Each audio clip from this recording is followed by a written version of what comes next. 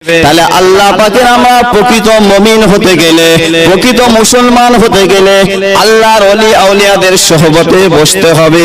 তাদের কাছে বসবো, যারা আল্লাহকে ভয় করেছে তাদের কাছে বসবো, তাদের সঙ্গে আলাপ আলোচনা করব। যারা আল্লাহ পাককে ভয় করেছে, কেমন করলে আল্লাহ পাককে ভয় করা হয়ে যাবে তাদের কাছ থেকে জানতে পারবো। আর আল্লাহকে ভয় করে যদি দুনিয়ার জমিনে জীবন যাপন করতে পারি, আমার আপনার মধ্যে একটা পরিবর্তন এসে যাবে। আর আমার আপনার মধ্যে যদি পরিবর্তনটা এসে যায়, আমরা হাজার কুকাজের দিকে গেলেও আমাদের বিবেকটা নাড়া দেবে। আমি একজন নামাজি, আমি একজন মুসলমান, আমি অন্যায় কাজটা করতে পারবো না, আল্লাহকে ঠিকভাবে জবাব দিতে পারবো না। তাহলে ওলি আউলিয়াদের সোহবতে বসতে পারলে আমরা সকলেই নিজেদের মধ্যে একটা পরিবর্তন এসে যাবে, পরিবর্তন এসে যাবে। আর যদি পরিবর্তনটা এসে যায়, আমরা যখন দুনিয়া ছেড়ে বিদায় নিয়ে চলে যাব, বিদায় নিয়ে চলে যাওয়ার পরেতে আল্লাহর দয়ার জান্নাত পেয়ে যাব। একবার বলুন সুবহানাল্লাহ। নারে তাকবীর, নারে তাকবীর। আল কোরআনের আলো, আল কোরআনের আলো। তার মানে ওয়াজ হবে একটু, তাই তো? ওয়াজ হবে, জোশ বেরোচ্ছে। তাহলে ওয়াজই হোক। একবার সামনের দিকে সরে আসুন, পিছনে সব জায়গাগুলো সব গ্যাপ হয়ে আছে, ওখানে কিছু বম টম আছে নাকি গো? ভয় আসছে না হয়তো? সরে আসুন। আল্লাহুম্মা, এদিকে সব ফাঁকা আছে।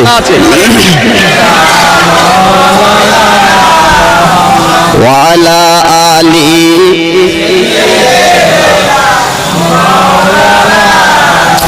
মেহেরবান, তুমি মেহেরবান, মেহেরবান তুমি মেহেরবান, মেহেরবান তুমি মেহেরবান, মেহেরবান তুমি মেহেরবান।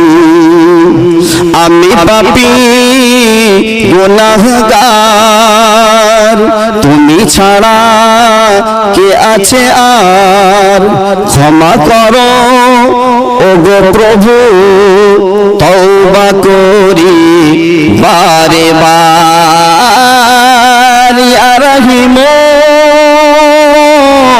রহমান, ইয়া করিম মেহেরবান, ইয়া রহিম রহমান, ইয়া করিম মেহেরবান। মেহেরবান তুমি মেহেরবান, মেহেরবান তুমি মেহেরবান, মেহেরবান তুমি মেহেরবান, মেহেরবান তুমি মেহেরবান। লা ইলাহা,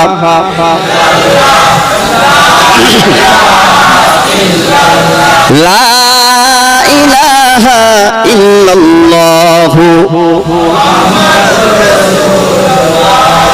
তাহলে আল্লাহ পাকের নিয়ামতের শুকরিয়া আমরা আদায় কেমন করে করব?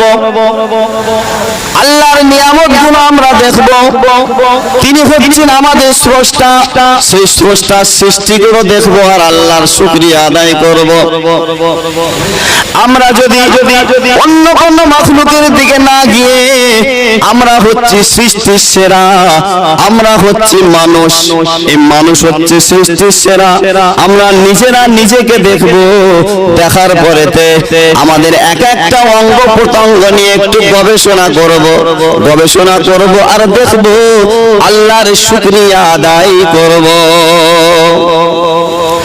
আমার আল্লাহ পাক দুই চোখের মধ্যখানে আমার আল্লাহ পাক এমন একটা জিনিস দিয়ে দিয়েছেন, এই জিনিসটা যদি না থাকে মানুষ দম ফেটে মারা যাবে।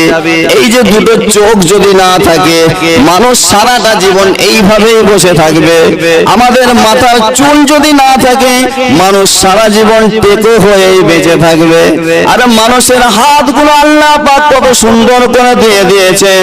যদি আল্লাহ পাক মানুষের হাতখানা গুলো না দিতেন, তাহলে মানুষ হাত ভাঙা ল্যাংড়া খোঁড়া হয়ে পড়ে থাকবে।